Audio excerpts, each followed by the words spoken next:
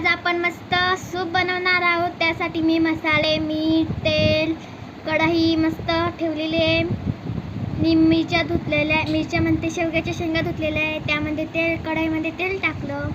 मग मी मस्त जिरं घेतलं, जिरं टाकलं, जिरेला मस्त मी तेलामध्ये तेलऊ गेलं आणि मग त्यानंतर शेंगा सोडल्या। शेंगा सोडून मी धुणच सोडल्या, तुम्ही पण धुणच सोडा।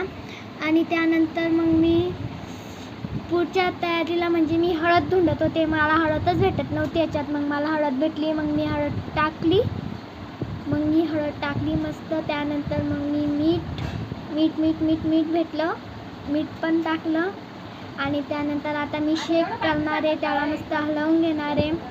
हलवायला सुरुवात केली, ते नीट मिसळत नाही आहे, कढई डुगडुग हलते, त्यामुळे मी आता सांडच घेतली पण भेटतच नव्हती, भेटली इकडून तिकडून काकूनी धुणून दिली, भेटली। मग मस्त हलवायला सुरुवात केली।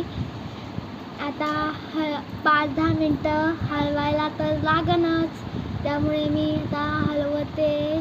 मला पाणी घ्यायचं आहे, पाणी स्वच्छ पाणी घेतलं, स्वच्छ पाणी मस्त टाकलं। त्या आवाजाने पळून जाऊ नका बरं का, तो आवाज ऐकूनच कोणी पळून जातं, एवढा जोरात आवाज येतो। मग आमचं सूप मी ते 10 मिनटं शिजवायला ठेवलं। सूप शिजवल्यानंतर मी शिवला प्यायला दिला, शिव मस्त गुटू प्यायला आणि मला म्हणालाही नाही, तू पिते का दीदी? मस्त एकट्यानेच गुटू पिऊन घेतलं आणि